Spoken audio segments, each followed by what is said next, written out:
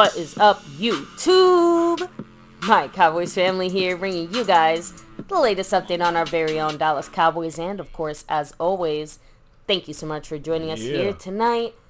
Take a second to hit like, subscribe, hit that notification bell, follow us on all social media at MyCowboysFamily, and, of course, hop in the Discord. Link for that's in the description box down below. Damn right, guys. We're back at it again. Couple days. Yes. No news of Cowboys really significant at all. So we go bottle it up for 3 days into our fourth day. I can tell you right now, Jerry really said all in, hold my McGriddles. Because, man, I have to admit, we've been doing this here at MCF. This is our seventh year. Yeah, our eighth season. Eighth season, right? Yeah. Holy crap. Yeah, things don't get... have never quite had an off-season like this one. And we've had a lot of off-seasons here in a variety of different ways. So, you know, we're definitely going to get into the absolute dead silence. And, of course, in this silence, what's the first real cowboy chatter we hear? More, you know, we'll get into this. Yes. All right, you see CeeDee Lamb front and center. You guys know. We got some draft talk here and some Jerry Jones wheeling and dealing, but not free agency. Talking about college basketball. Anyways, we'll talk about that more here as the eclipse was on today, guys. I hope you guys could see it in Dallas. What a great sight. I hope everyone still has their eyeballs fully intact. Yes, hoping nobody OBJ'd it or trumped it. So anyways, the point here is we got to talk about why are we extending it? This is going to be, but we only were live a couple times last week because there was not much stuff going down. So we want to make sure we give you good shows. And the other thing is that, you know, since it was just not that many shows last week, we're going to extend the leaderboard another full week. So it's still on, guys. Where we're picking up where we left off when it comes to the leaderboard and all that stuff, and the people who are repping the boards as well. So let's start there. Remind everybody that Harley Dad is currently the sponsor of the week and the king of the Cash App. Thank you so much, Harley Dad. Appreciate you. Yeah. And if you look up above, who's bossing that stream around? Jason Renfro, fully loaded up. Loaded right there. Hell yeah. Appreciate the man, Jason Renfro. And, of course, appreciate back-to-back, man, Skeptical fan. Always staying skeptical. Always staying skeptical. The champion of the membership gifting board.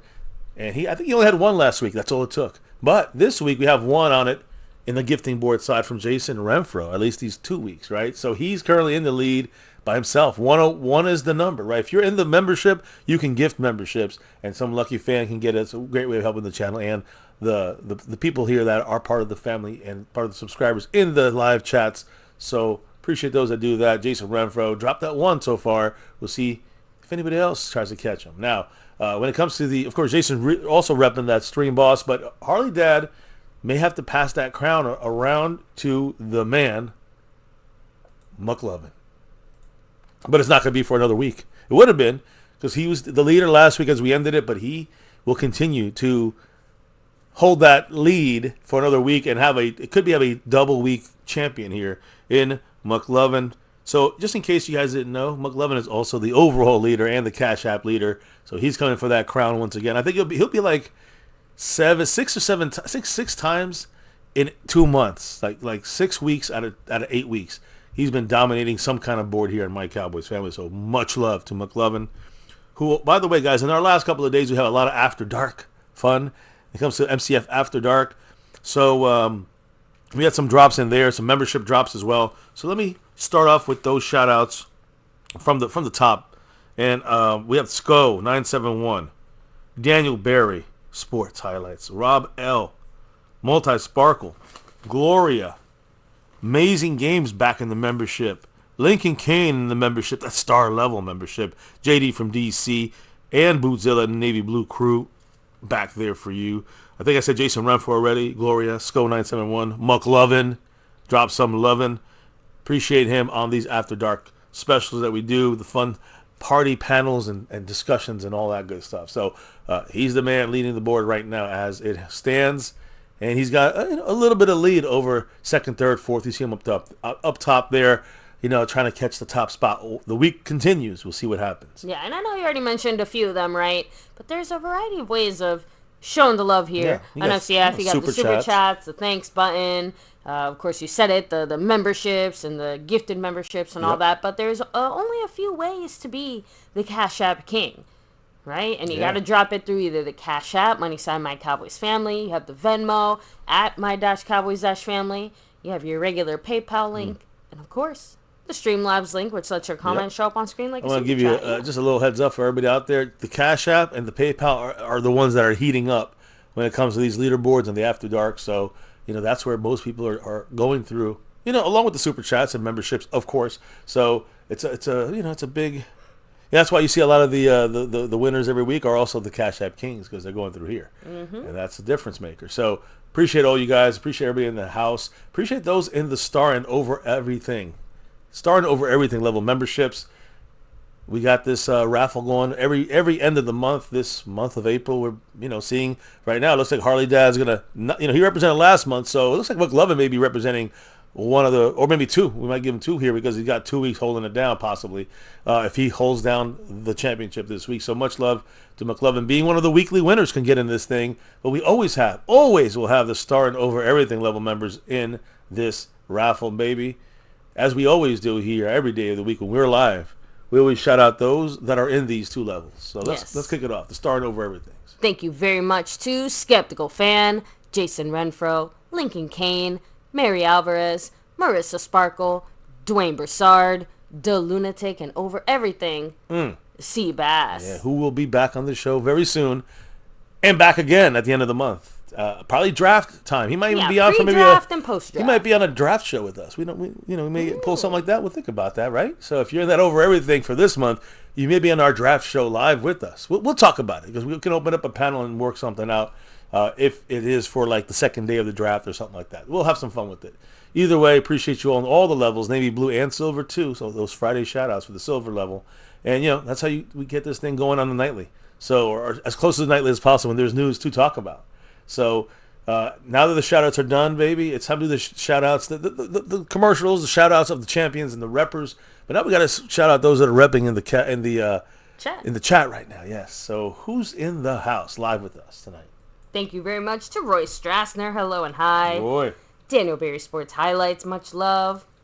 John Seam. Hopefully, again, I'm saying that right. But no news is good news when it comes to the Cowboys.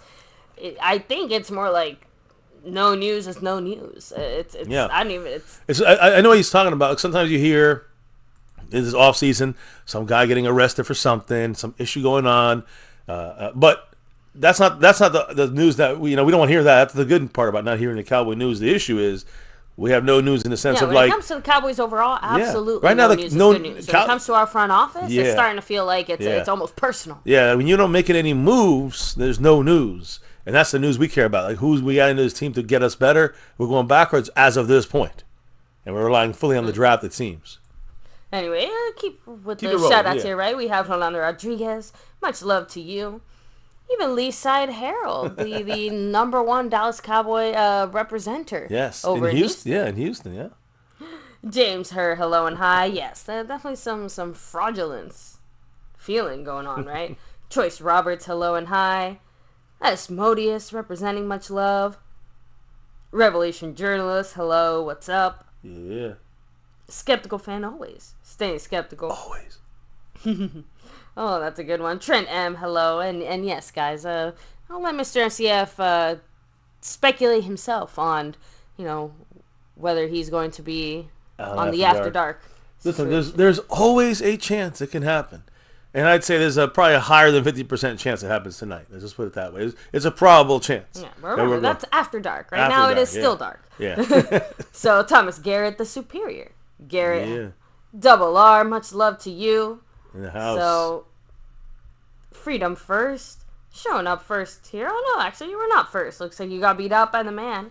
Staying skeptical fan. Yeah. Yeah, he did. We see Dustin Roberts, hello. Yeah. Dustin in the house. So, I think that's everyone here. So, oh, wait, is that MCF After Dark? Who? Wonder who that could be.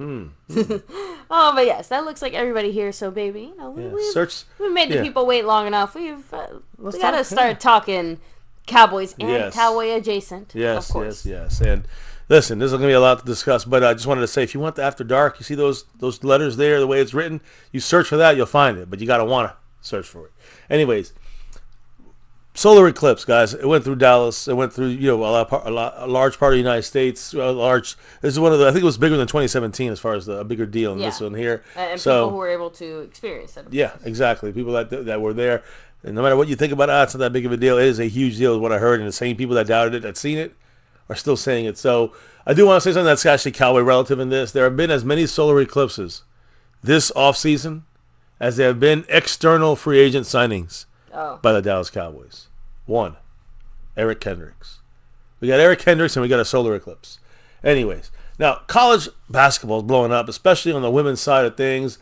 Iowa playing UConn in the Final Four game to get to the championship. Iowa won, of course, and that game broke records at the time for the most watched women's college basketball game in history. It averaged 14.2 million viewers, peaked at 17 million. But, guys, the South Carolina-Iowa national championship game, that was for the Final Four to the championship. This was for the whole thing. South Carolina, of course, beat Iowa. That game averaged a record 18.7 million viewers on ABC and ESPN. That's more than any other basketball game in women's history, but not just women's history, in women's, men's, college, or pro. Jesus. In 5 years. In 5 years. It peaked at 24 million viewers. And just to put it in perspective, this game drew more than all 4 college football games in 2023. I'm sorry, all but 4 college football games in 2023. There were 4 games that got more viewers than this women's championship game. Every World Series game since the Game 7 of 2019 World Series since then is that's the only thing that's been bigger than this when you look at baseball. When you look at NBA, every NBA Finals game since Game 5 of 2017 of the NBA Finals. That was the last time they had something this big, or it was a little bigger than this South Carolina-Iowa game. Every Daytona 500 since 2006 has gotten less viewers. I'm sorry. These are all less. Yeah. Since 2006, every Daytona 500 got less viewers than this women's basketball game. And every golf Masters final round, the big one, right? The final round, the viewership since 2001. That's how long it's been. And going back that far, they've never had anything as big as women's basketball in this stage, in this game. A big jump for them. So that was a great thing. Most of us watched out there. Realistically speaking, I think women's basketball has the chance to do what no other women's sport has managed to do, which is maybe I don't want to say hit the mainstream, so to speak, but maybe get more notice and attention to the point where, hey, like, people want to watch this. This is interesting. This is captivating. I mean, Caitlin obviously is basically the single motivating factor here. Absolutely. Well, one of the factors, but yeah. Like, she's the driving force over a lot of the interest, and now that's allowed more people to get to know other, really she great plays women, amazing. Got to be honest. Like she's unbelievable. Imagine she went to a team outside of where she grew up in, right? That team would have won the whole thing. So now, Smody said that the media hyped her up. I disagree with that.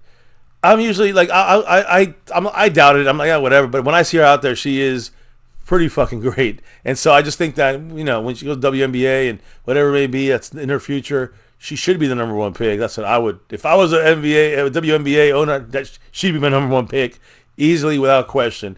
She has skills that I don't really see any other women possessing on a consistent basis.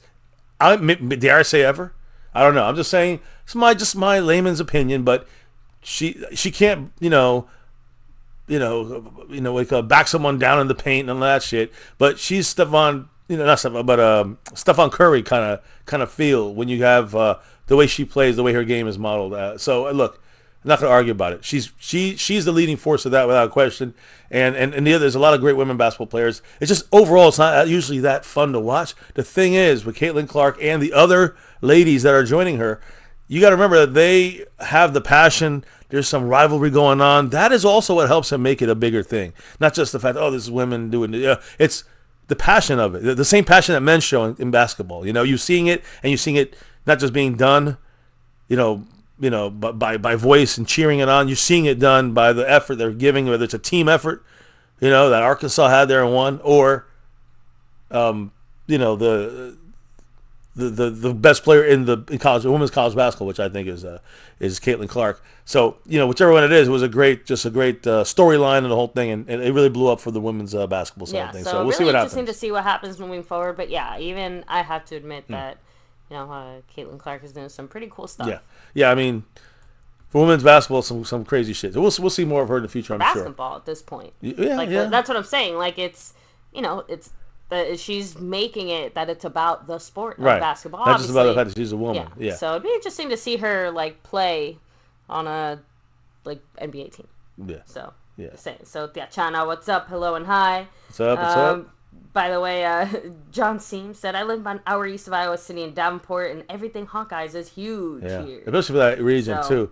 So we'll see a lot of her. I'm really hoping her and all these other ladies can continue taking this. I hope they don't go identity politics. I know it's easy to go this route. I just hope they take it just basketball, forward. And then I think it can grow even bigger in that way. No? I know, but whether we like it or not, there's a reason we're talking about it. It is because of her quote-unquote identity and their politics, and it's because she's a woman. Again, there's enough. So it's on one hand, I agree. I hope we can move past it, but on the other hand, there is a reason we're talking about it. It is because she's a woman, and there's space maybe for both of those things, depending on the situation, right? Where we can acknowledge. But I want to make sure, give that space, but also just try to make it not as big of a deal in the sense of she's just a good player. Right. No, that's what I'm trying to say. I mean, but the thing is that while most women won't be just a good player, they're a good woman player, right? Yeah. But I think she kind of jumps out with others as well. I want to make sure I clarify that. There's other women players that make it the rivalry and the intensity up a notch there, and it makes you feel like it's kind of like a men's battle out there too. Not to say it has to be like the men's, but I'm just saying you need to have that same edge. So.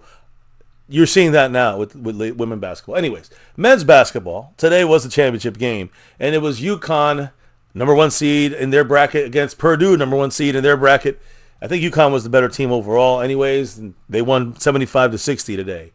The last time a men's college basketball team won back-to-back titles like the UConn Huskies did, I mean, that's pretty hard to do, winning back-to-back titles. I think it was I don't know, it's very few times it's happened in history. Yeah.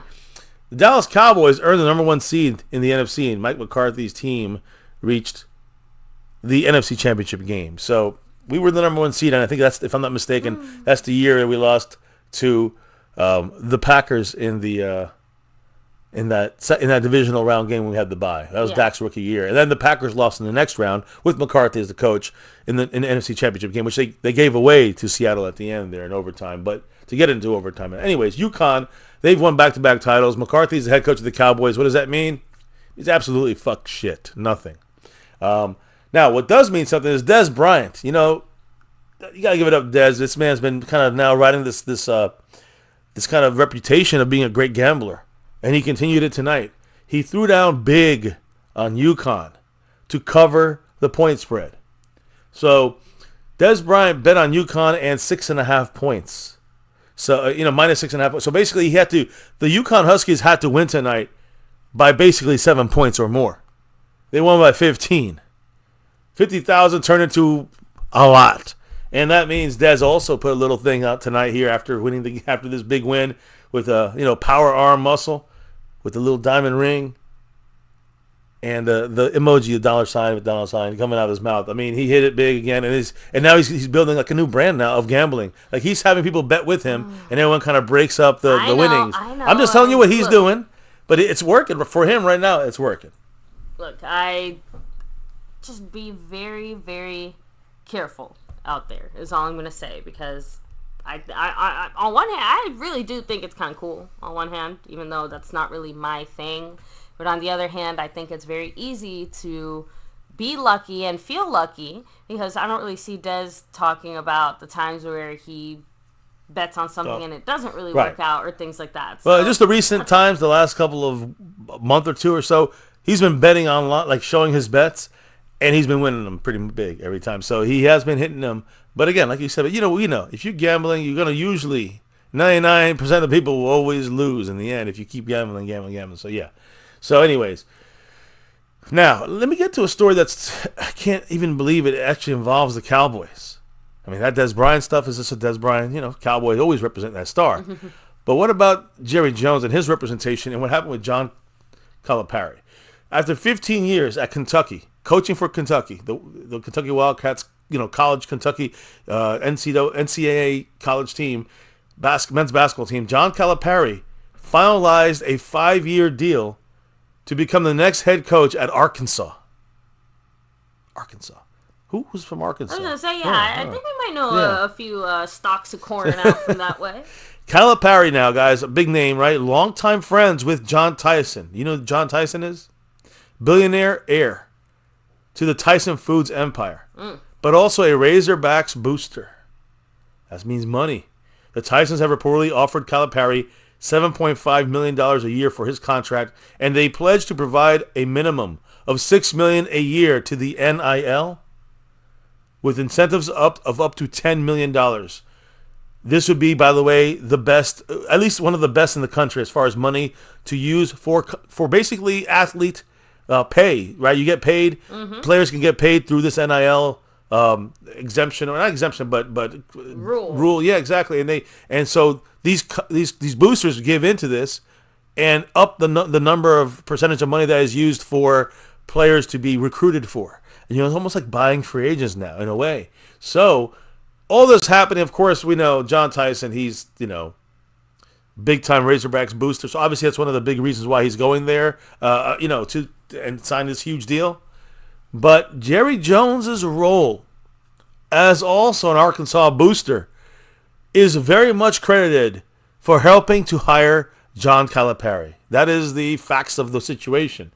Now, this is a day when college basketball eclipses is funny, right? But it jumps over football.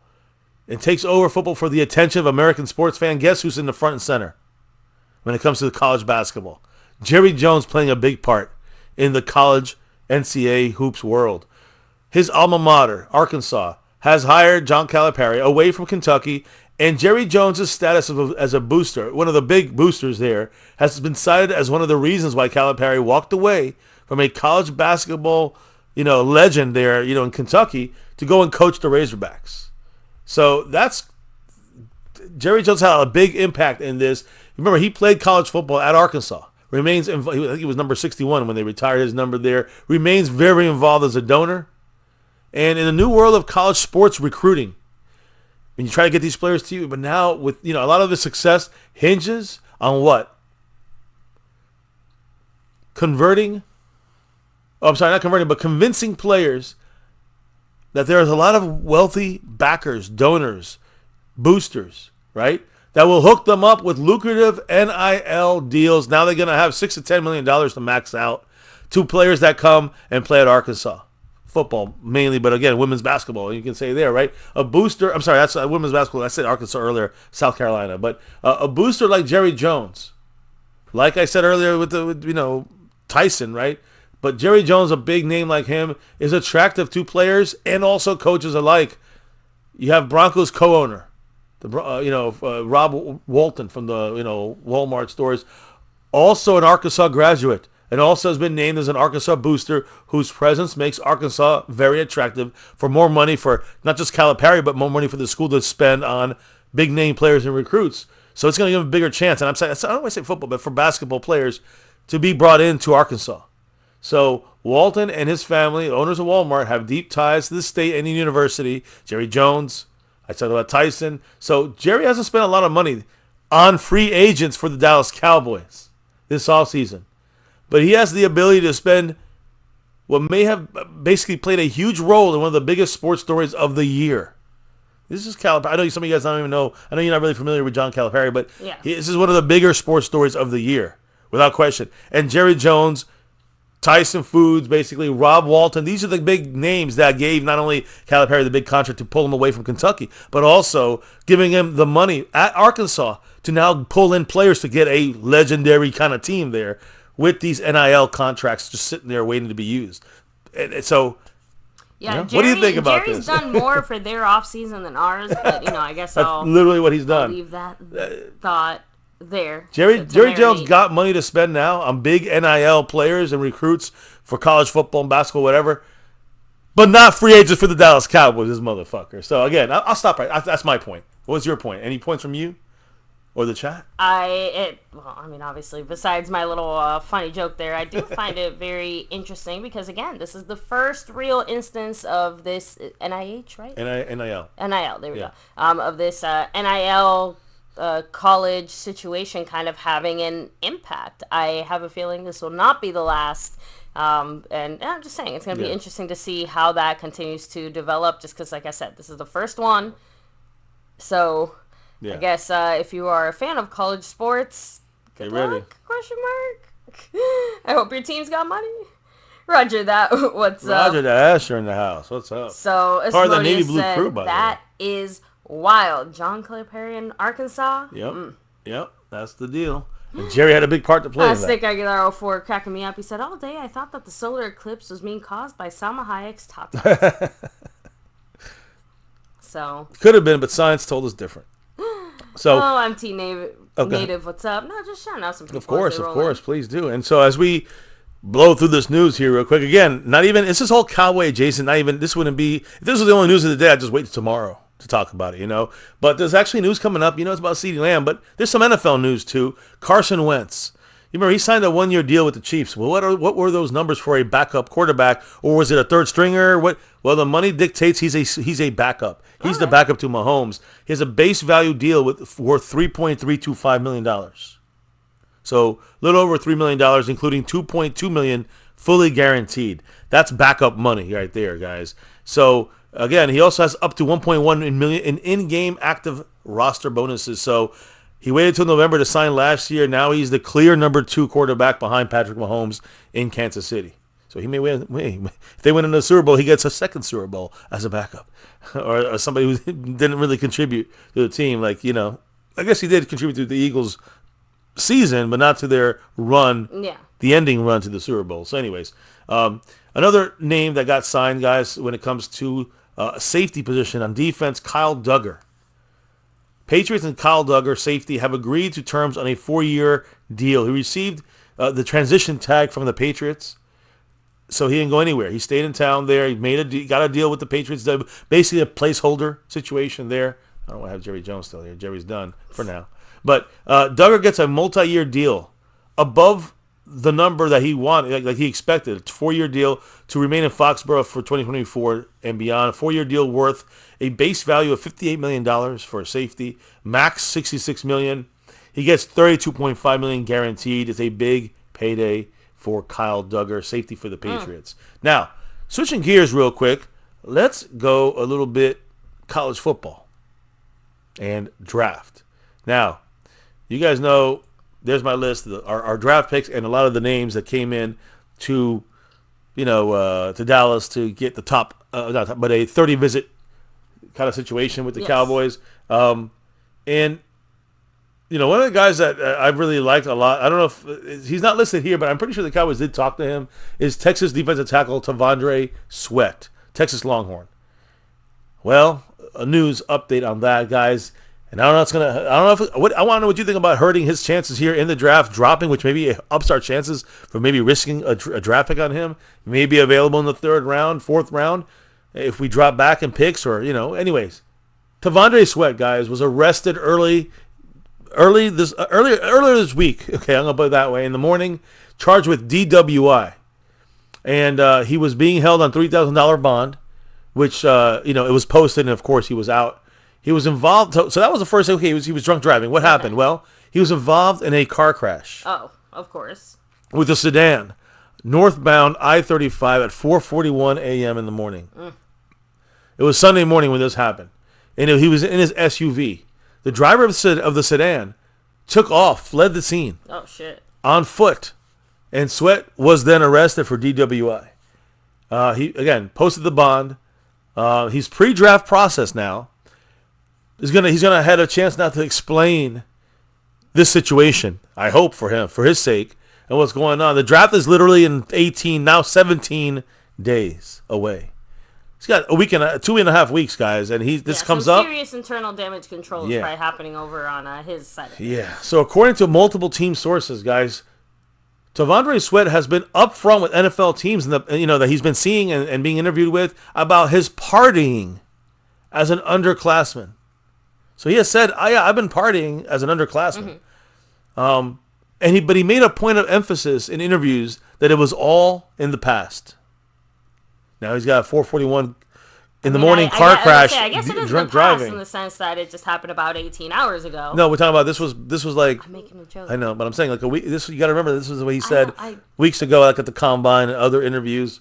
So again, That's just a joke. Oh, I get the joke, baby. But the thing is that this guy's out there drunk driving, and saying I'm all done with it, but he's out there getting in car crashes, and the explanation now. I'm sure a lot. My point is that not just going to kill somebody, but now for his draft level, what do teams do? Do they drop him off their board? So I've already heard some teams taking him completely off their boards, which is understandable to some extent. So again, obviously this incident that happened Sunday morning, it happened 3 weeks from the draft, but basically what we're saying is that, it's not, at this point, it's already 2.5 weeks now. It's not going to help any concerns that teams have about T'Vondre Sweat. He had a formal interview with the Cowboys. I got to remind everybody of this. At the combine, we did not have a 30 visit with him, but he was a formal interview. A guy at the top of our list, the defensive tackle. He's more of a third round guy. Could he have dropped? He's expected to be a day 2 pick at the very earliest second round. Very latest was supposed to be third round. I think that's changed somewhat. Although I still think someone will take a risk on him, probably late third, early fourth round. That's my opinion. What do you think, baby? I mean, unfortunately, he did just make himself especially tempting to the Dallas Cowboys. It's a Cowboy-type pick? It does feel very Cowboys-esque. If he goes to the fourth round and we pick up a fourth in a trade back, there's a chance. But yeah, it's going to have to be a team that has some kind of a plan in place to deal with him or maybe has... We're that team. Let's say an older kind of running back room or something. Running back. Defensive tackle. Sorry, I know. Sorry. I'm reading the comments here, but yeah, just saying in an older defensive tackle room, just because it sounds we don't he have might that. need some. We have Osa help and Mozzie. Well, no, I'm just saying that's a factor because. Well, I'm saying, but but we have Mozzie, and I'm saying we have nobody here that's a veteran for him. So and I'm just saying that. Yeah, I'm listening. At least for us internally, that unfortunately does sound exactly like a Dallas Cowboy-esque move. I'm just personally concerned just because, again, we've talked about this before. We're kind of talking about it pre-stream and stuff, but we desperately need to hit on every single pick. And if the Cowboys did end up, trying to get cute and say, look, we got such a high-quality player or whatever, I feel like I'm just saying, a high-quality player for a great deal as far as, where we drafted him or whatever.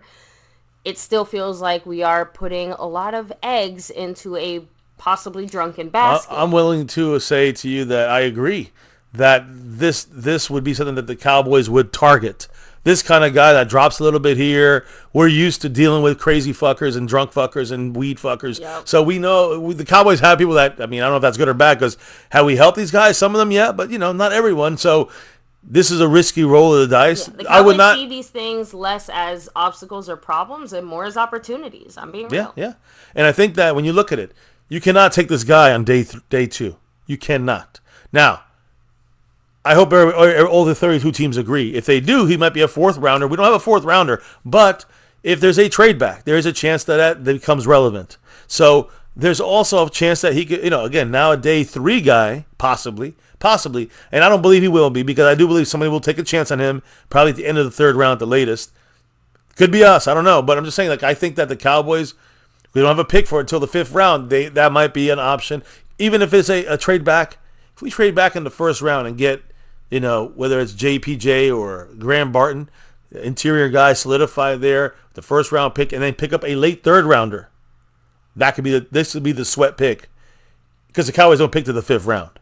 So that would be a move. I think the target for the Cowboys.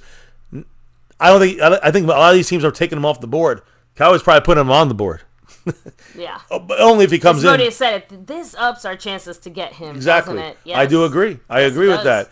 I don't think the Cowboys are going to go and make a crazy move for him, but I do think the Cowboys, if everything kind of falls in place in the first 2 rounds, and in the third round we have we get a bonus pick because we traded back somewhere, that's where it can make a difference. Trade it back in the second round.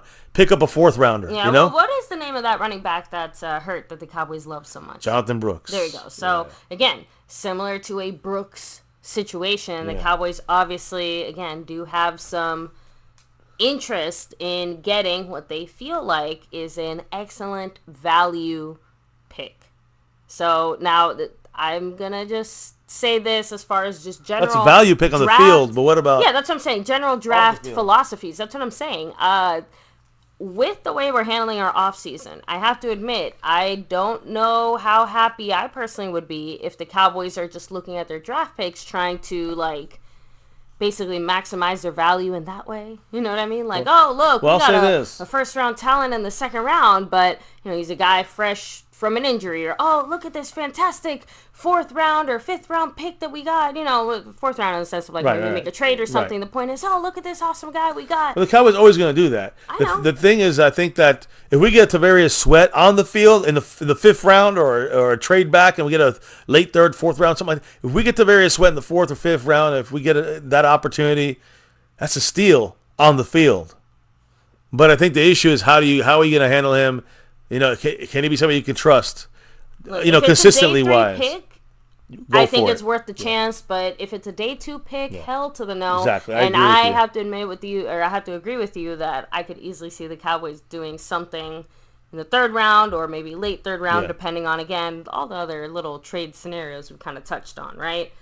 So now John Syme, I'm glad I got that right now, said, I know a lot of us did dumb stuff when we were young. But it's so sad that these young guys don't know just how good they have it and their futures are so bright. That's like Aguilar for also throwing out there, folks, forget that Uber and Lyft exists now. Exactly. So there's no excuse for this. And honestly, I'm going to throw this out Especially there too. someone like him. He's got the whole future in front of him. I would almost want to see colleges maybe... Obviously, this is going to have to be on a college-by-college basis, but it'd be nice if maybe some of the bigger colleges enacted a similar program to what the NFL has.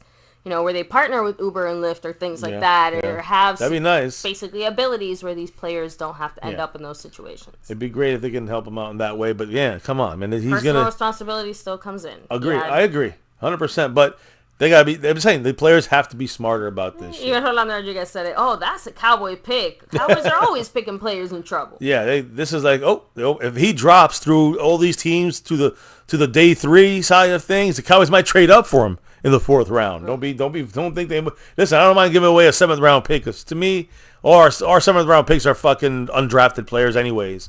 But you give up a 7th round pick and move up, you know, to grab from your 5th. You got to give up, like say your 5th and your last 7th to go into the middle of the 4th. I'm in. I'm good for that. You know, I'm down. I'm down for that. So and maybe picking up someone like Tavondre Sweat, who's like a pickup that's. You roll the dice on a guy like this, but then you got to remember if you can't. He's got to prove to us consistency and reliability, or else he could be great when he's on there, but he's going to be on and off. He's going to throw off our fucking team. And I do think we still need to get, even if we draft him, we still need to get a veteran defensive tackle, defensive lineman, an interior guy to help Osa, Mozzie, and let's say Tavondre Sweat mature and also learn the tricks of the trade. Just what we got to do, the Jason Peters deal, that kind of mindset. So, also want to shout out the man, Jason Renfro. He dropped a $1.65 holler up in the Cash App, and he said, "Go Cowboys." Always go Cowboys. Thank you, Jason. I appreciate you. I think kicking things off on the official side of things tonight. Yeah, a new week. I guess a continuing week, right? A new week, but a continuing week. That's the Cash App breaking through there. And I think he's also, if I'm looking at my he just dropped it. Yeah. A $1 holler. Classic Go Cowboys. Hell yeah. Thank you, Jason. I'm sure it'll show up here in just a moment. It's the Jason Renfro takeover session. Much love to the man, Jason Renfro. Appreciate you. And I'm not done with the rookie stuff yet, draft stuff, because listen to this real quickly. Running backs. We're looking here, I would say, the 3rd round, 4th round, 5th round is where the Cowboys are going to take a running back. You know, and again, 4th round, we say this as in a trade, trading back, trading up, whatever it may be. A potential draft target is running back Braylon Allen. He's working out right now, these last couple of days, at Sanders Fit. That's where Micah Parsons and many of the Cowboys work out, as well as Dallas resident, but Baltimore Raven running back Derrick Henry. He's over there, and he's working, Braylon Allen, running back, big running back, working out with Derrick Henry I'll explain more in a minute. There's a Jason Renfro drop in the Dollar Holler and the Go Cowboys. Ooh. He's the leader right now on the Stream Boss, and he's got the full loaded on the Stream Boss and the leader on the gifting membership side of things. Much love to the man, Jason Renfro. So again, when it comes to these draft targets here at running back, Braylon Allen working out a Sanders fit with Derrick Henry, two big guys that even stand next to each other, guys. And Braylon Allen is considered to be a big running back. Henry is huge compared. I mean, he looks small compared to Derrick Henry. And now Dallas did meet with Braylon Allen at the Combine, and is a reported 30-day visit as well. You can see him here listed here. Braylon Allen from Wisconsin at the 86th kind of pick there in the third round, or second, third round-ish, right? So Cowboys should not pick any running back, in my opinion, in the second round. Third or beyond, or later is where I go running back. But he's from Wisconsin. He's a workout warrior like Derrick Henry, so he fits right in there with that same mindset. So again, got to keep an eye on a running back, maybe in the late third. Maybe a guy, maybe if we trade it back or forward into the fourth round, a guy you could keep an ear and eye out. Get your ears and eyes open for in that late thirdish round. Now, when it comes to running backs, I'm not done, because Real Analytics, they put out some interesting numbers about the top overall scores for the 2024 running back draft prospects from their analytics, right? And this is going to be their draft ranking based on basically their overall score. What does that entail? In-game athleticism and career production. So it's how they do in a game-by-game basis, but also as an overall view in their career. Okay. The number one guy is the guy who I love, and he's also on this list. To me, he's kind of bypassed all the running backs in my mind, from Florida State, Trey Benson.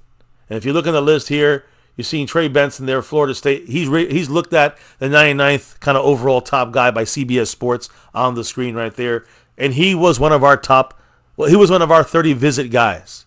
That's a big deal there. The Cowboys really like this guy. And he's the best all-around running back according to Real Analytics. And I like this guy as well. Height, speed, and that power. Brandon J got that power because he's back in that membership in the Navy Blue Crew because of you. Jason Renfro in the house. Thank you so much, Jason. Showing the love and gifting the love there. And Brandon and everybody. Drop him if you got him. Yeah, and the membership side. And appreciate the man, Jason Renfro. We'll call this the Takeover Renfro stream here, as he's moving up. I think he just literally passed Marissa Sparkle on the overall board, going from 5th to 4th place. Now Gloria is his next in his path victim, I guess you could say. I don't know. But anyways, Jason, you jump in Marissa Sparkle. Much love to you, Jason Renfro, and the gifted membership. Puts him at 2 for this 2-week span. He has 2. You got to get dropped 2 or more to get in the running with Jason Renfro versus him. Right now he has nobody who's dropped so far. So we'll see what happens. Thank you again, Jason Renfro, and Go Cowboys. Now, Trey Benson, guys, got a 98.5 score, 98.5 rating. And again, a guy the Cowboys really do like. Second on this list, 97.2, Tyrone Tracy from Purdue, which I'm not sure if we have him on the board, but I have to look at it. I don't know. Now, real quick. Yeah, go ahead. No, it just I did want to read a few comments here relevant to the discussion we're having. Of course, Revelation journalist said the Cowboys do not want star players. They want players to play and worship the star on the cheap. Exactly, I agree. Roland Rodriguez saying, MCF, Dak got a DWI and he dropped all the way to the 4th before the draft, and it kind of turned out great. Yeah, so, no, I'm saying this could happen. Not saying that obviously it's a great situation, just saying that, the difference it ended is up working out. Well, I guess you could. Well, yeah, but the difference is, I think, is that I went back because Dak got into fights. He was, he got drunk at games and got a bottle broken over his head, and he had stitches on that. So he was a partier too, in a way. I think Dak's not really a partier, but he kind of was a partier. Devondre Sweat also admitted he was a partier as well. Part of the difference is that Dak's partying situation happened where he still kind of had time to turn it around while still in college, because he did end up, after that DWI, after he got jumped, right? I think that's what happened. Well, right? Yeah, during not jumping. Game, you know what I mean? Yeah, he was assaulted in a parking lot there. Had a bottle smashed yeah, it was a over his head game. or It was something. at a football game, I think, or some kind of event. So anyway, long story short, the thing is that Dak turned it around while he was still in college, not not being drafted. It was still that last year, so like you guys said, that still had an impact on his draft situation. Yeah, people had doubts. They had to see proof, and he actually overcame that. Yeah, but the thing is that he was at least able to start showing that, and then obviously he's shown it since then. But like Tavondre Sweat did this literally 3 weeks before the draft. Exactly. So that's what I'm saying. So even if, let's say, everything is on the straight and narrow moving forward, you can't blame anybody for having doubts, thoughts, all sorts of anything after this situation. So, I mean, to me, he's got a lot of making up to do, and that's why you look at him at a day 3 now, possibly, which again helps the Cowboys. So I wouldn't mind risking a day 3 pick on someone like this player, which you guys know I've been high on him for a long time. Anyways, Tyrone Tracy second on the list. Cowboys have him as a 7th round pick for the Cowboys as one of our 30 visit guys. Jonathan Brooks, of course, he's on this list as well. He's 3rd on this list. Kamani Vidal was 4th. Isaac Gurendo was 5th. Jace McClellan from Alabama was 6th. Bucky Irvin 7th. Audric Estime is from Notre Dame, and he was 8th on this list. Frank Gore Jr., who I think is like a sneaky little late round pick or maybe undrafted, he was 9th, and Will Shipley was 10th. And the Cowboys do have a lot of guys, that are, you hear on these names here, the Cowboys have them strewn throughout this, kind of laid out throughout this draft when it comes to running backs. Jace McClellan is a guy I just mentioned, one of the top 10 guys. Imani Bailey, I think, was he one of the guys? I know that Tyrone Tracy was on this list. Of course, Trey Benson.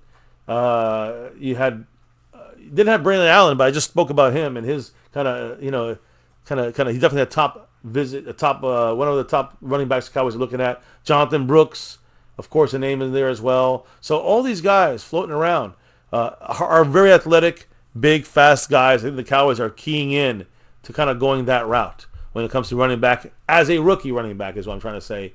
A lot of guys to pick from, but not in the first 2 rounds, guys. Mostly these best running backs are now, I'd say, late 2nd at the earliest, and that's if you're in desperate need. We are, but we could still wait a little longer and still get quality similar to that late 2nd or early 3rd round pick. To me, we can go 4th, 5th rounder and still get a good quality. The depth is in the middle rounds at running back, not the high rounds. Not day 1 or 2, you don't want to really go running back. The best running backs are in day 3, earlier, round 4 or 5. That's your running backs you want to hit. We got some, 5th round pick. Let's use it wisely. You know what I mean? So, just throwing that out there. I don't know if anybody has any thoughts. Let me see. By the way, Brandon J. already flexing that membership message there.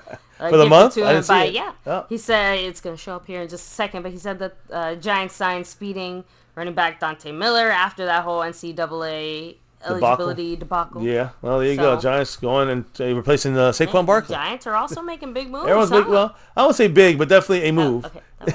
That was another joke. They're making more moves than us, that's for sure. Oh. But what I'm trying to say is they're at least doing things. We're doing nothings. So anyways, and that's why there's not much news out there. So let's talk about our Cowboys. We talked about this draft thing for a while, but it's time to move on to the bigger Cowboy direct news. CeeDee Lamb discussion coming up here in a minute. As soon as I can find a way of taking this thing on my fucking screen. The perfect time now to remind everybody to hit like, subscribe, hit that notification bell, and to follow us anywhere and everywhere at MyCowboysFamily. You can also hop in the Discord link for that's in the description box down below. Yes. Truly appreciate. Shout out to you, Cleveland Brown. What's up? Yeah, Cleveland Brown. No, I appreciate the man, Jason Rem, for running the things here with his membership gifting, with his Cash App drops, making it happen here at MCF. I would say after dark. Making it happen here live on My Cowboys Family. So when it comes to the Cowboys, I'm going to hit up all 3 segments of our team. And we're going to end it on offense because there's obviously a big thing there. But defensively, our defensive coach, Mike Zimmer, has to keep improving on or at least keep where we're at. Because right now we are at one of the best to a certain key success for our defense is the time to pressure rate, TPR. So the time it gets you to give pressure on the quarterback. Okay. Our rate's very good, guys. The time elapsed from the snap to the first moment of pressure is what that is. The average pressure occurs in 2.9 seconds. So basically about a hair under 3 seconds.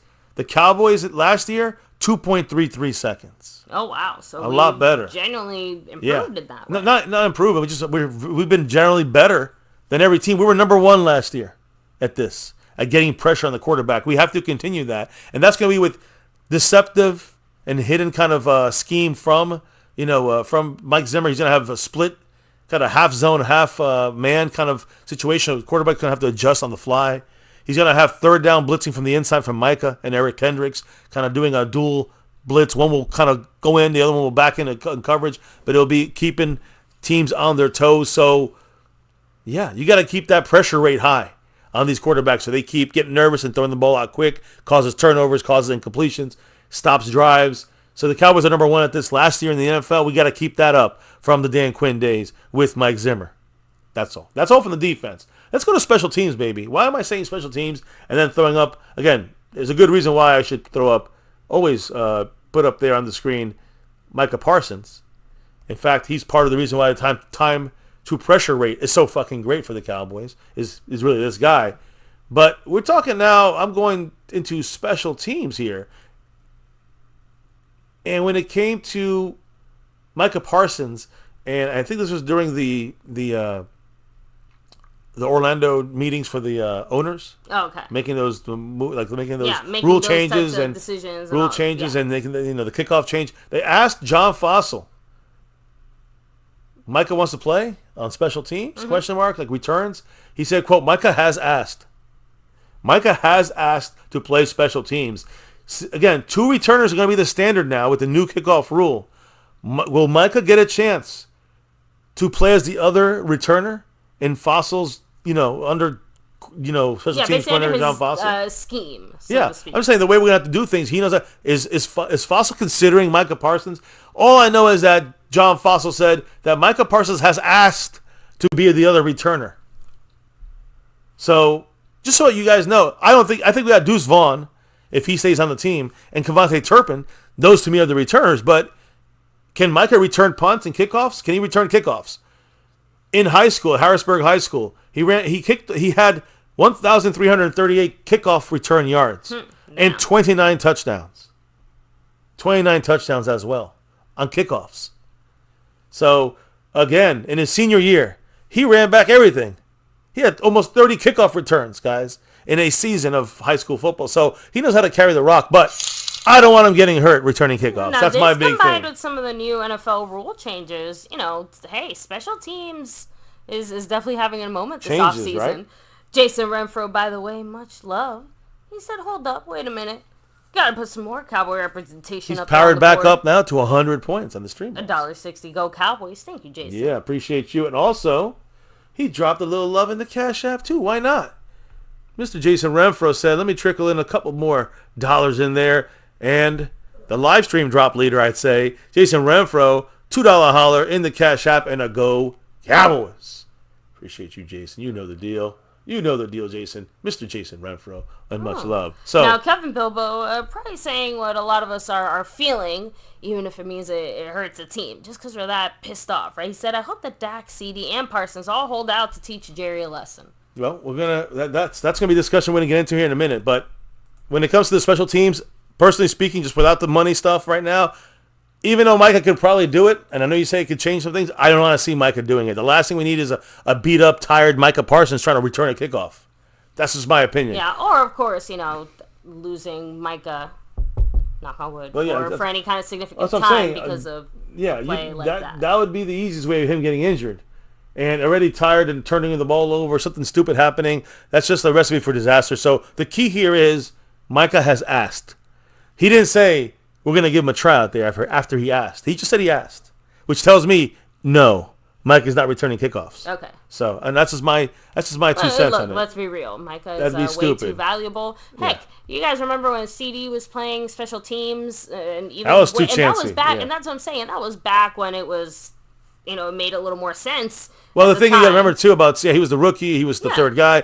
But you got to remember, too, he was also... we still were bitching about it. But there is a reason. Well, we were bitching about it because of the injury possibilities. Well, that's my point. Yeah, it's a valid point to make. But it's different in a situation than like Micah, obviously, because he was a returner in college, too.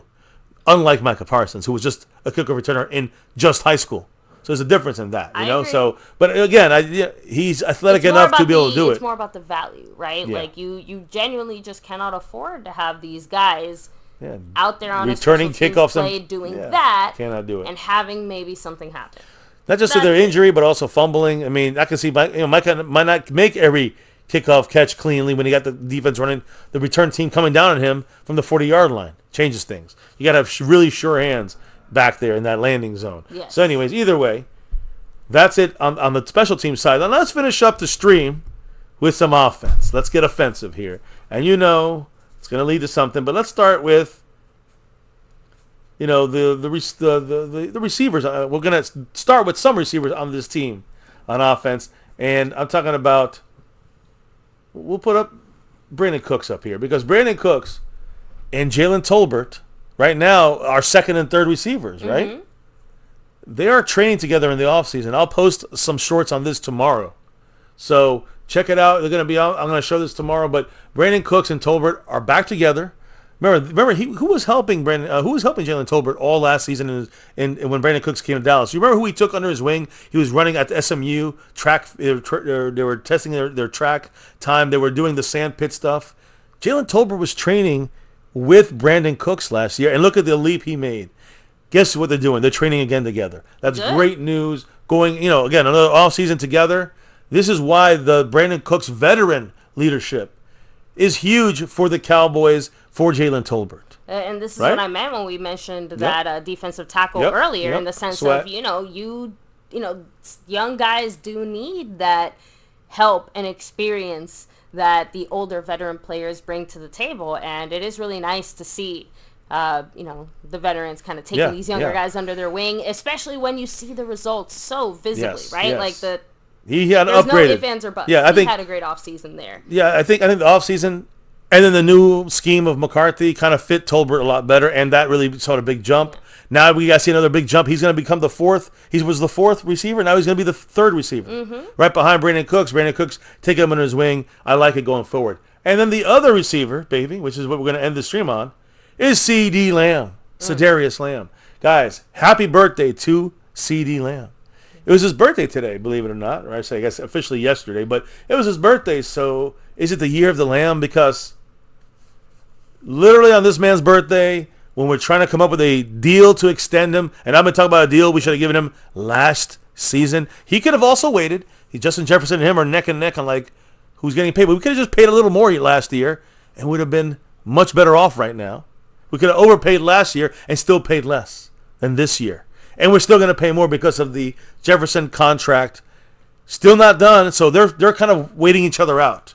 Whoever Jefferson goes, then CeeDee will get a little bit over that. If CeeDee goes first, then Jefferson will get a little bit over that. That's the game that's being played. But what's the game our front office is playing? The front office is saying, listen, we don't have the money. We have problems with money. We are the clown show.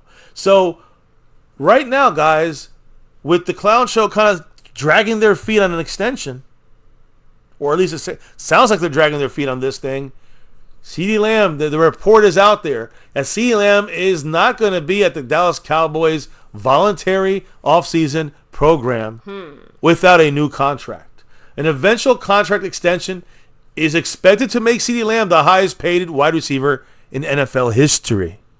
So now we got the negotiations. Now I hope our family here in MCF don't get mad, but I am in support of the players because this is what they got to look out for themselves when it comes to the way the Joneses do things, the way they lie constantly about the cap, and they can't pay you, but they can pay this. They can't pay this guy. They can't. Bullshit, guys. So you got to play hard. That's why I always said when Dak did his thing and everyone was mad, I'm like, bro, this is business now. This ain't fucking football anymore. This is business. And if you were in his place, you'd be doing the same goddamn thing. So CeeDee Lamb knows it's business time.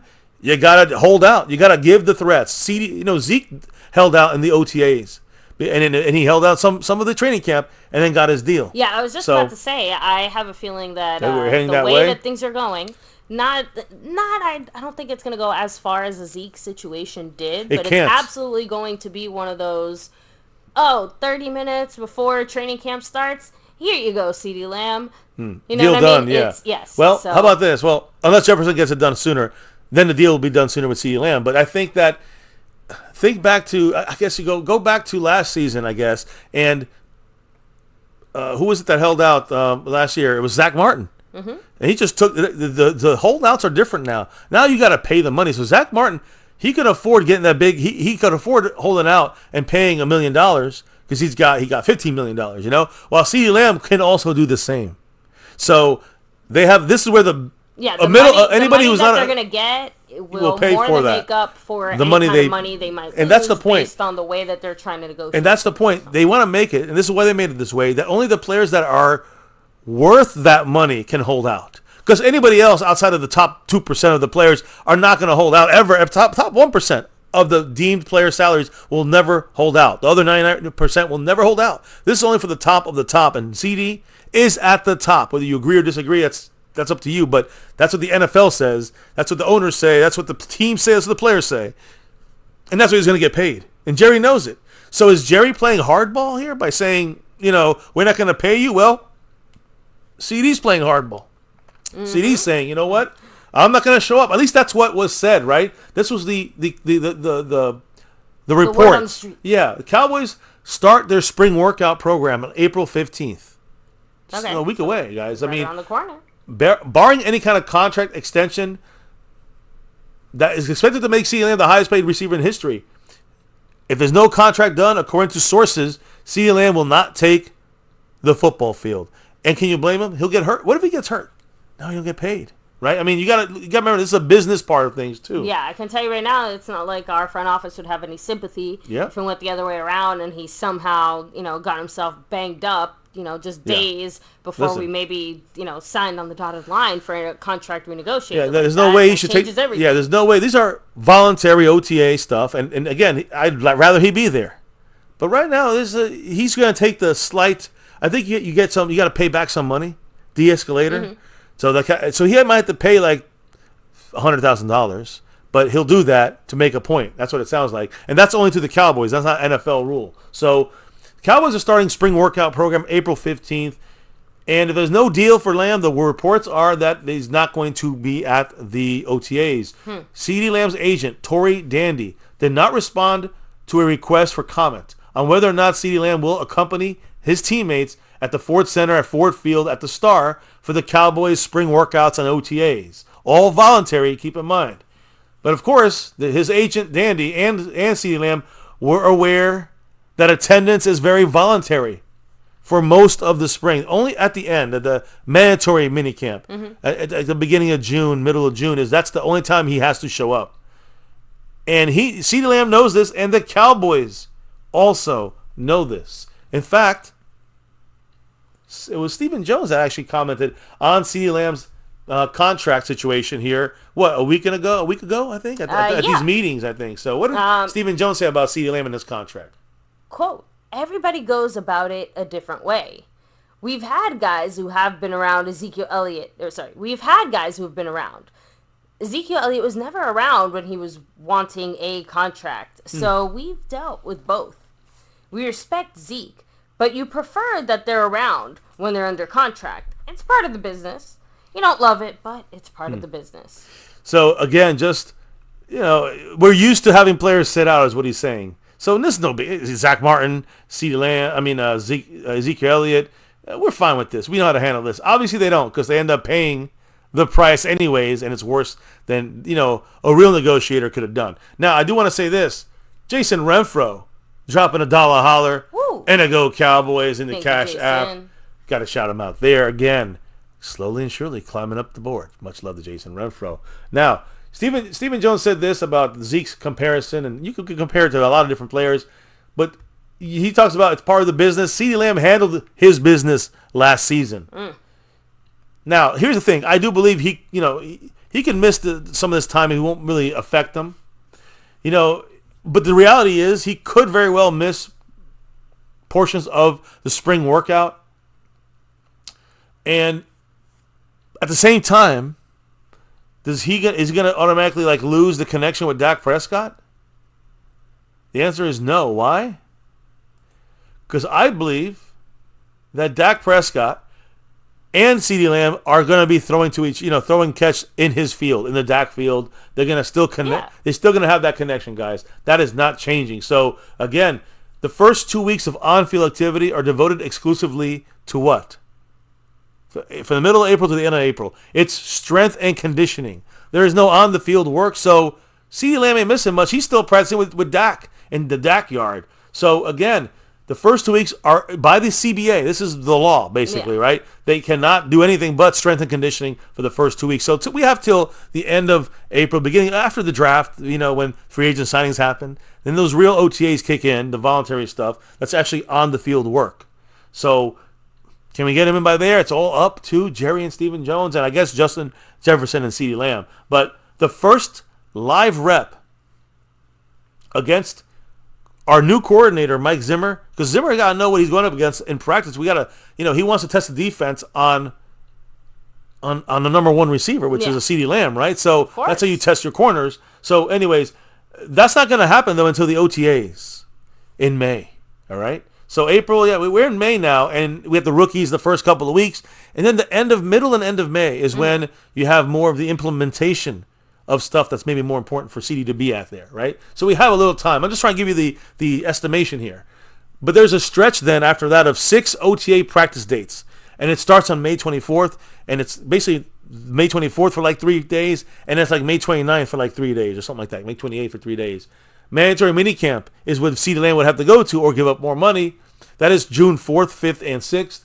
Cowboys can fine any player who misses the entire 3-day June minicamp for an unexcused reason for up to $101,716. Chump change once CeeDee Lamb gets his deal from whoever it is. So again, even in the middle, again, I'm going to say this, potential, I guess you could say a workaround to this would be a hold in instead of a hold out. So he can still report to the minicamp, but just not practice. And that's what players have done before in these situations. So I expect a hold in to not break continuity with the team, to not, kind of not be on the bad side of the city, but to show that he won't participate in any actual activities or anything. Can't blame him. I don't want him getting hurt. He don't want to get hurt. Show that he's, still with the team. Part of the team. So again, and I don't blame him. You got to play hardball with the Joneses because they're going to play dumb ball with you. Now, every offseason, Dak Prescott throws to all of his receivers outside of the team facility. So even with this contract dispute, it's very probable that Dak and CeeDee Lamb are connecting in these sessions right now. And I say now, of course, not this moment, but, throughout these weeks of free practice and strength and conditioning, Dak and CeeDee Lamb are still pitch and catch there in the Dak yard. So, again, he also, Dak would concentrate on reps, at taking reps at the practice field, at the Star. That's what he would be doing with, at the facility with the wide receivers that include, of course, Brandon Cooks, Jalen Tolbert, Jalen Brooks. This is important here. Kavontae Turpin, Jalen Cropper, even Martavius Bryant still as a futures contract there. So he can still get in tune with his guys at the facility, while still, if he needs to put an extra work in, he has his Dak field, and CeeDee Lamb will put in the work with Dak. Dak and CeeDee Lamb averaged 179. Dak targeted CeeDee Lamb 179 times last year. Every other Cowboy wide receiver drew a combined, when you add all the other targets, 182 times. So every other Cowboy receiver was targeted 3 more times total than CeeDee Lamb by himself. But when you drop out Michael Gallup, those targets go to 127. Big drop off there. So we got to have somebody take over those targets that we're going to miss from Gallup, which weren't working out too well, and we got to spread the ball out a little bit better. Either way, though, Gallup gone. We released them in March. This spring, this OTAs are going to look different. We're going to be having probably no CeeDee Lamb, and if he's there, no participation from him. Now, I do have to at least partially agree with Bama fan here. He's saying once they get the bag, they all seem to fall off big time. Just look at Dak and Zeke. I mean, fall off is a relative term. I think Zeke is in general, it does seem like these players, you're right, they do not have that same hunger and drive necessarily after they've gotten their money. It's not to say that they're bad players or anything happens, just saying that, well, no, I'm going to give it does impact things, I think a little bit. I think, I see other players in other teams getting the bag and they're playing hard. So my thing is this. I don't know if it's about playing hard. Listen, when it comes to Zeke, he was at the end of his peak. He was on a downturn of his peak. Yeah. And the Joneses overpaid for a guy that already they overused. That's on the Joneses and the offensive mindset of how we use Zeke that ruined the career and in turn his contract with the Cowboys for ourselves. And when you look at Dak Prescott, by taking away pieces to make him do more and win with less, you're making it harder to win. You're hurting the guy you're paying the most money to. You have half an offensive line. You have no running game. I'm just saying, like, you have no running backs. My point is that, yeah, you try to help him. You fall a little short. It sucks. It's not just on Dak Prescott. It is the entire team, defense, everything. So the Joneses sticking their hands, getting involved is the biggest issue. So to me, it's not really anything about that kind of stuff. When it comes to like getting your money, you just stop giving a shit. Yeah, some guys do lose the hunger, but I don't think that applies to, let's say, Dak or a couple other players like Zeke. I still think it's more about the fact that Zeke was overused. Dak is on 1 year he has great receiving core and does well, and the next year he gets everything taken away from him. This happened like 3 times to Dak Prescott in his entering his 9th year with the Cowboys. This has happened like 3 times with him. So yeah, this is just to me it just doesn't seem the right way of handling your team, and that is why we here and I don't care if you guys don't like it, Cowboy fans. We are huge Cowboy fans, the biggest, but we got to call it how we see it, and that's the clown show fucking the way this organization handles things. They're fucking it up. And they've been fucking up for years, and they're continuing to. As simple as that. And they're going to continue to. You guys, so some of you guys didn't believe me 5 years ago. You believe me now. Some of you guys don't believe me now. You believe me in a couple years, maybe in a couple months, maybe in a couple days. But you'll see, unfortunately. But let's also talk about CeeDee Lamb's response. CeeDee Lamb actually responded to the contract holdout. He's going to hold out. This rumor, right, going around. Rumors are spreading. A potential holdout. Swirling around CeeDee Lamb. Again, all-pro receiver. But he doesn't seem bothered right now or concerned or dismayed about this ongoing contract negotiation situation with the Cowboys. Actually, what we're hearing is the contrary on that. Let me explain. Okay, again, he had the NFL receptions leader. He had a real brief interaction with TMZ Sports. They caught Lamb, right? He was doing some off-season traveling, and they seen him. The paparazzi waited. They come up to ask him a couple questions today about the situation of this holdout possibly looming. And as far as 2024 has gone so far, he says been stress-free. He said, quote, "I've been relaxing, chilling, working out, of course." And that's kind of what he said there. But it's still unclear, guys, if he's going to ultimately hold out during the OTAs, the voluntary portion of things, to help kind of push the Joneses to get a deal done already. That's what I'm thinking. He wants to get paid a little more than what Justin Jefferson might get. He's ready to make a deal, it sounds like, when it comes. That's the good news here. Sounds like he's ready to make a deal. So the Joneses now got to kind of work something out here, right? Let's be real. He hasn't said it, and he's not implying it either, but it's obviously the unspoken statement of, hey, I'm here. Yeah, I'm willing to sit down and talk and play ball. I mean, if you're hearing these holdout rumors, you're figuring, and it's coming from CeeDee Lamb's side, but now he said he's been relaxing, chilling, and working out. What about this rumor, right? He didn't really answer this until the end of this real quick little one-on-one he had with TMZ walking around on vacation. And basically, maybe we should all, just relax a little bit. Don't freak out about CeeDee Lamb leaving the Cowboys. I still don't like the way the Cowboys front office handles these things, but the reality is he's going to be here this year, and the reality is he's going to be here probably for the near future for sure, for at least another couple of years with an extension coming soon. But everyone's wondering, inside and outside the building, if he's going to take the field in probably one of the most pivotal Cowboy seasons coming up. This could be a big change for the Cowboys after this year. In recent memory, what did he say about what his plan is coming into 2024? And we know it also means, what about attending these off-season voluntary workouts? So he said, winning. I'm looking forward to winning and being out there with my guys and making another run at this thing. And then he kind of went back to that point, like you said, yeah, I'll be in Dallas. So again, sounds like he's going to be staying in Big D again. And again, that's a big wide term. It means he can, very general term, he can say, yeah, of course I'm going to be in Dallas. I'm going to be playing in Dallas this year. Doesn't mean he's not going to be holding out. Yeah, he doesn't mean he's not going to. He could straight up mean like, yeah, I'm going to be in Dallas, as in like, in Dallas, and also be playing in Dallas for this year. Remember, he's getting paid what, $18 million this year. He plays in that 5th-year contract. Mm-hmm. So, let me finish up the stream tonight, and we'll hit up a couple quick comments. Of course.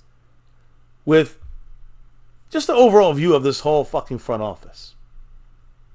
And then I want your thoughts and the chat's thoughts. But all the way back in February, when the Cowboys signed, we knew that he was going to hit for $17.9 million for this 5th-year option as a rookie. But for playing, imagine playing for $17.9 million as being the number 1 wide receiver instead of $30 million. The Cowboys are looking at this as we're saving $13 million. This is how dumb this. I mean, it's true. We're saving $13 million or $12 million, but we're going to pay for it more later. The Cowboys are looking at this as, why not let him play for $18 million this year? Cowboys, we get our voluntary spring workout program 1 week from today, basically, right? He's not going to participate. It doesn't sound like CeeDee's going to be there to make a point. So, and I do not think he should. I think he needs to do this against the Joneses and holds out until he gets a new contract extension. And you know what, baby? Can we say the same thing about Dak Prescott? Should he hold out? I think he might have to hold out as well. Dak of some sort. I'm going to be real, though. Dak is just not that type of person. I know, but he won't. But my point is that should he? Could he? Micah Parsons. Should he? They all should hold out against these motherfucking clown show. And I don't even want the players to get a good deal. I want the Cowboys to get a good deal and have more money on the cap. But the problem is that the Joneses are making this ugly bed. And the players are saying, we're done with, the star is the reason we're going to play for you, and the endorsements are the reason. No. It's not going to be just the state tax situation. No, it's going to be the way you guys keep, downgrading the players you want to sign for long terms. That's not, that you're undercutting the guys you say you love and then putting it on them. So all these guys, you have to deal with this front office. You got to play hardball. You got to, if you're a player that has power. You other than 3 or 4 players, you got no power on this team. Jerry Jones has all the power. So you got Dak's contract still looming. Micah's, has entered the contract phase portion of his contract, his rookie contract. And of course we heard questions about, wearing thin on the Cowboy front office. Like they don't want him here. Like this is the way the Cowboys deal with the best players. Dak is, raping. And I'm just saying, I'm not saying they're doing this, but you're hearing, this does not go away as easily as maybe it would if it wasn't a Dallas Cowboy player looking for a contract. Yeah. Whether it's Dak Prescott situation, CeeDee Lamb, who they're trying to dig something up on him right now. Right now it's like, hey, it looks like CeeDee Lamb's going to hold out now, so get mad at him. And then you got Micah Parsons, who, like we said, wearing thin on this front office. Some sources are saying. I don't know if I believe that, but either way, it'd be stupid if that was the case. So CeeDee Lamb, guys, you look at things, could be the most important contract to get done this offseason. And the Joneses are fucking around with this situation once again. So again, I'm going to just, obviously, when it comes to, I think this front office has lost their way for decades. But now they're really doing something. I don't know what they're doing. And it's being led by Stephen Jones. I have no idea what they're trying to get out of this. What's their negotiating tactics or power on this? Because all they're doing is making it worse to make a deal with a guy, keep him happy on this team. And not just that, but also, go forward with this guy in his career with one of even our own guys. These are our own guys. And the Cowboys are mistreating them on the, for profit on a deal. They still get raped over. They still end up paying the big money to our players when there's these contract holdouts and negotiations. Front office is trash. Our front office is a fucking clown show. And even though Jerry has the blueprint set, Steven is doing a horrible job. Or I would say he's doing a great job of following it, I guess, but he's keeping in tune 27 years, 28 years of humiliation, making things harder than they should be on the star, which is over everything here in MCF. Ooh. What are your thoughts on that situation, baby, when it comes to... I can't believe that the Cowboys, again, are going to fumble things, it feels like. Although, if you look at, the way that we've handled these types of contracts in the past, it does feel like pretty much every single year, there's always, one or two big-name players, and every single year, one of those two players is going to get this, CeeDee Lamb-esque treatment, right? Who wants to play for the Cowboys if that's going to happen all the time, And you know what? I do fully believe the Cowboys want CeeDee Lamb in the building. CeeDee Lamb wants to be here in Dallas. I just can't imagine why the Cowboys continue to fall back on this as a negotiation tactic, just because, again, and we've touched on this before, it's obviously millions and millions of dollars, helps soothe a lot of feelings, but it still feels like the Cowboys are alienating their own players in a way by the way that they handle things. So, and that would be that would be one of the things the Cowboys kind of were trending to. Now it looks like they're just all out willing to do. What's the chat saying, baby? By the way, Marissa Sparkle, hello. Hey, hi, much love. Star level. Marissa Sparkle in the house. Some After Dark coming soon. Double R said, Jerry's 81 and set in his old ways of doing things. Steven just doesn't have that mentality of win the Super Bowl, in my opinion. Mike Aldana said, the Clown Show is pricing themselves out of contracts for players that they didn't want to pay. It's crazy. So we don't want to pay any new guys. We don't want to pay our own guys that we draft. We don't want to pay the own guy, the big move we made. Great job getting CeeDee Lamb. And we're going to let him leave? That's like, so basically nobody is anybody the Cowboys ever want to invest in. They just want to have cheap players win Super Bowls, and that's not going to happen. Like not costly players. I don't say cheap. I'm saying not the players being cheap. The Joneses are being cheap. The front office is being cheap. And they're not making the aggressive moves that actually wins championships. They're making the pussy moves that always gets you a win in the playoffs at best. So, let me see.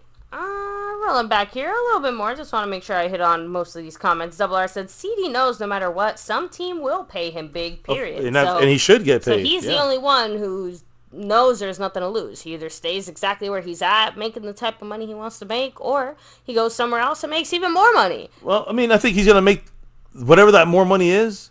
That's what he's going to make in Dallas or somewhere else. That's my point. Wherever he goes, in Dallas or somewhere else, he's making top money. Even in Dallas is my point. He'll probably get $30 million, and if he don't get it in Dallas, he'll get it somewhere else. So, no, just kind of rolling back here. I think we touched on most of the ones because I don't want to keep repeating but let's, myself. So, Double R does bring up another great point, though. Players are human. They get that bag, and then they say, fuck putting my body on the line because I just got paid. I guess you could think that way, but I think most of these players just they work out the same. They just get older. They get used differently. Now they're at the, and listen, sometimes they get lazy. Some players do get lazy, but I also think sometimes players are paid when maybe they shouldn't got paid. I don't know about getting lazy, but I think that you look at the way we overused Zeke. That wasn't really lazy. That was just poor planning by the Cowboy front office and how the plan was for making the running back last longer than being there, and after another year, he was basically limping for 2 more years. That was the issue of the front office and how we used Zeke rather than balance him out with the guy who was sitting right there next to him, Tony Pollard. So that's the front office fucking around and finding out. And it cost us players that have big contracts that we got to still pay on, like this year, $6 million still paying Zeke. Now, not Zeke in his pockets, on the cap. We're still paying. So, yeah, that sucks. So, let me see. Kevin Bilbo said, I've never felt like this before about my Cowboys. Jerry and Steven made me not care about winning. They broke me. I hate hearing that, but I understand it. I know that when I see the Cowboys running the field, when I see my team on that field, I can't help it. You're automatically, no matter how much you want to hate your own team and you hate what they're doing, you're a fan again. And now it comes down to me, to feeling better about this team at the very least right now. Don't buy shit from the Cowboys score or the .com or even don't go to games. Try not to spend your money that goes into his pockets. You want to go to Mosh and get some jerseys from him? Go for it, guys. That's not going in Jerry Jones's pocket. So go over there and get your Mosh jerseys, the ones we raffle off here at least once a month, maybe more. As you've seen us rep 17,000 different times. Yeah, so, I mean, that's where you get your jerseys from, get your gear. We got gear for years. Not just jerseys, but shirts, jackets, all these, whatever. So we're going to rep that. We're still Cowboy fans. We're just not giving these two schmucks any more of our money because they're fucking using it to fool us. Literally try to fool us. No salary cap bullshit. Half these teams didn't have salary caps, and they signed $30 million worth of players. We signed nothing. You know that we signed $11 million worth of players. And the second worst, we're the worst. The second worst team is over $40 million. So they've outspent $30 million over us, and we're 32nd in the league. And they suck too, the Cardinals, and they're the next ones up in front of us when it comes to spending. That's this front office lying to you, lying to me, lying to all of the fans and us, painting the players as the bad guys, and it's all on them when it's mainly all on these two schmucking motherfuckers. So don't go to the games, don't pay the money for the jerseys, but still rep that star for everything. That's what we do here. We'll always do here on My Cowboys Family. As long as we got a channel, we're going to rep that star over everything, and that means over every player. Your favorite player, I'm repping that star over that player.